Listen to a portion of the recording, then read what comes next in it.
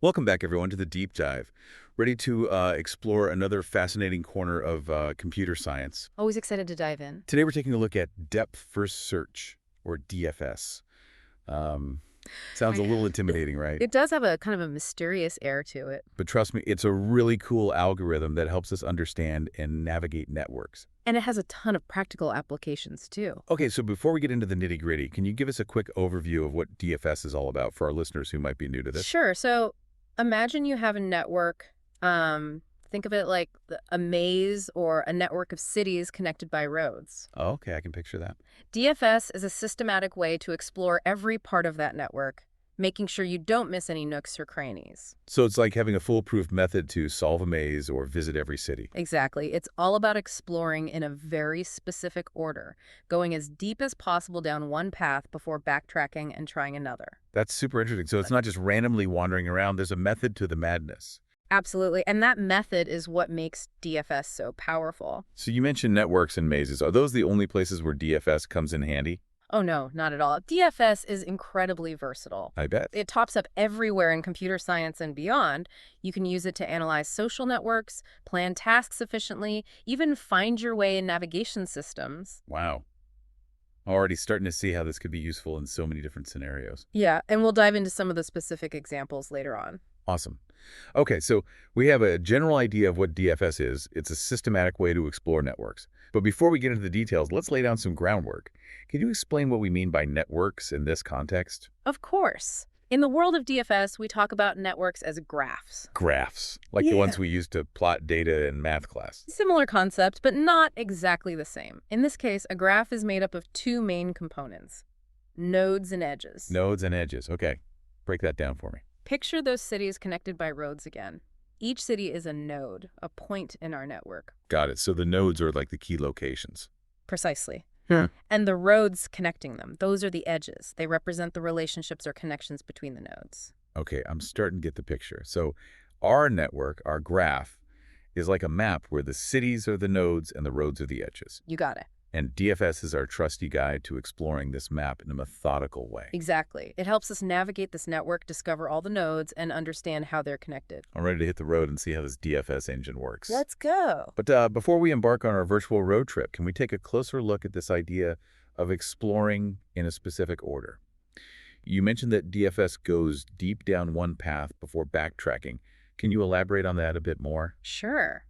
That's the core of how DFS operates. It's all about prioritizing depth over breadth. Depth over breadth.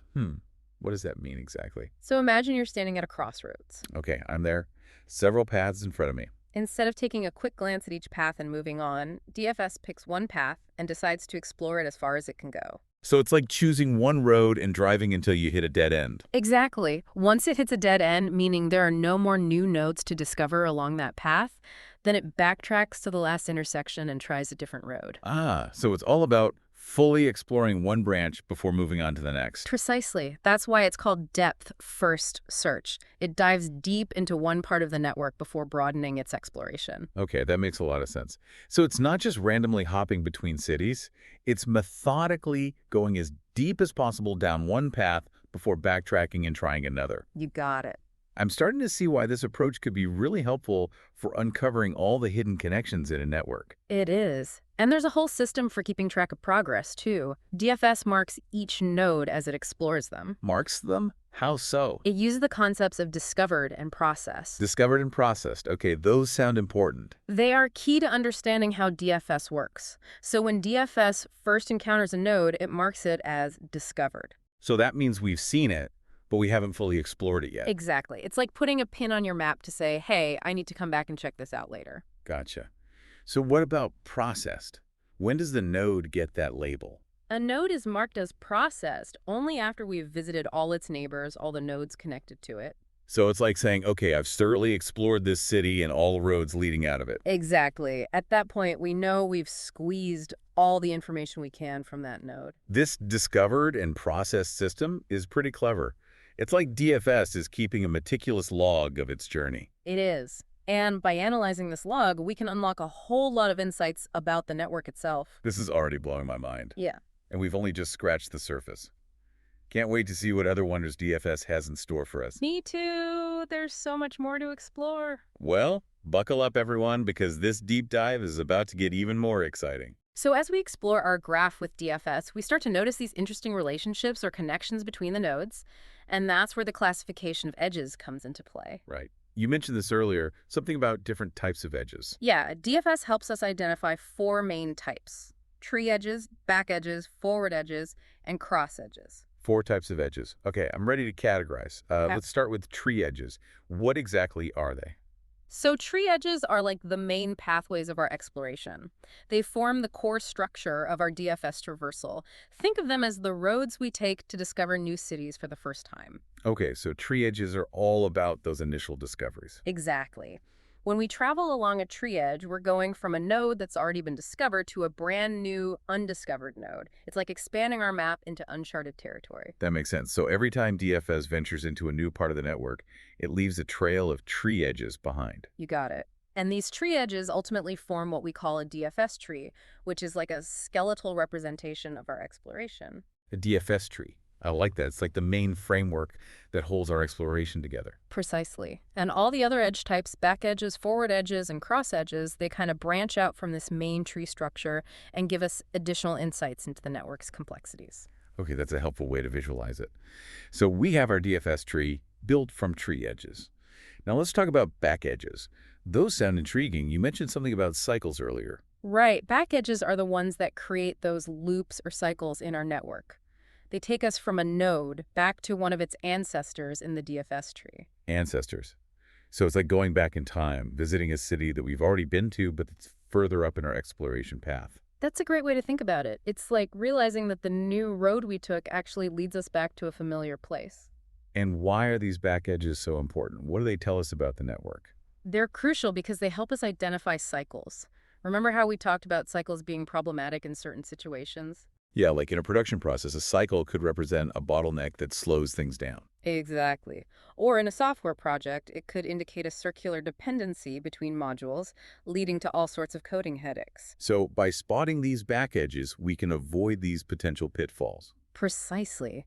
DFS acts like our cycle detector, alerting us to these loops so we can take steps to address them. That's super helpful. Okay, so we've covered tree edges, which are the main pathways, and back edges, which create cycles. What about those other two types, forward edges and cross edges? Right.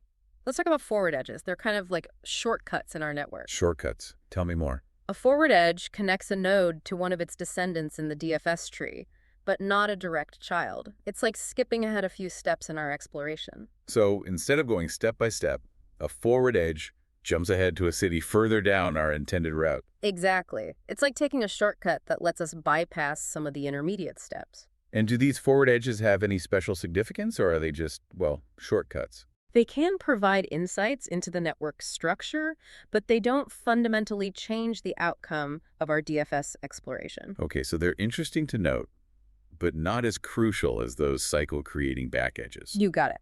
Now, lastly, we have cross edges. These are the most general type of edge. General. What makes them different from the others? Cross edges connect nodes that don't have a direct ancestor-descendant relationship in the DFS tree.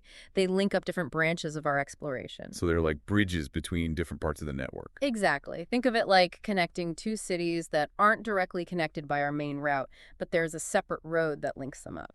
So cross edges help us see the bigger picture, how different sections of the network relate to each other, even if they're not directly connected in our DFS traversal. Precisely. They add another layer of complexity and interconnectedness to our network map. This is all starting to make so much sense. But I have to admit, I'm still a little fuzzy on how DFS actually figures out which edge is which. It seems like there's some behind-the-scenes magic happening. Well, it's not magic per se. Of course not.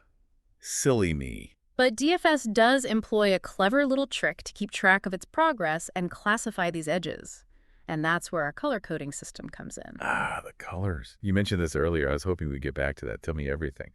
All right, so let's crack open this color coding system. What's the deal with these colors? I'm picturing like a rainbow of nodes. Not quite a rainbow. Too bad. It's more of a three-color system. Think of it like a traffic light for DFS. We've got white, gray, and black. White, gray, black. Okay, simple enough. What does each color represent? So every node starts out as white. White means it's undiscovered. We haven't even looked at it yet. So it's like an unexplored city on our map just waiting to be discovered. Exactly.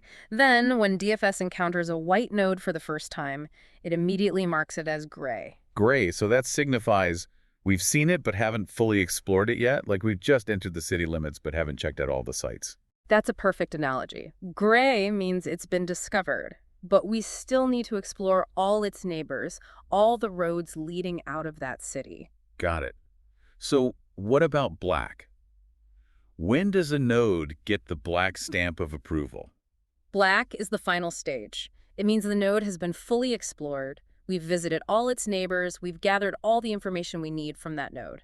So black is like saying, we've conquered this city, time to move on to the next adventure. You got it. And these colors aren't just for keeping track of progress. They actually play a key role in determining the type of each edge. Ah, okay, now we're getting to the good stuff. How do these colors help DFS figure out if an edge is a tree edge, a back edge, a forward edge, or a cross edge? It all comes down to the colors of the nodes that an edge connects. So let's go through them one by one. Sounds good. Hit me with the knowledge. Right, so first up, pre-edges.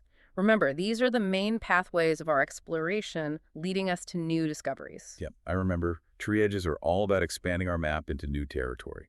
Exactly. And in terms of colors, a tree edge always goes from a gray node to a white node. Gray to white. So it's like venturing out from a city we're currently exploring, gray, into a brand new, undiscovered city, white. Precisely. It's that initial step into uncharted territory that makes it a tree edge. Okay, that makes sense. Now, what about back edges? Those are the ones that create cycles, right?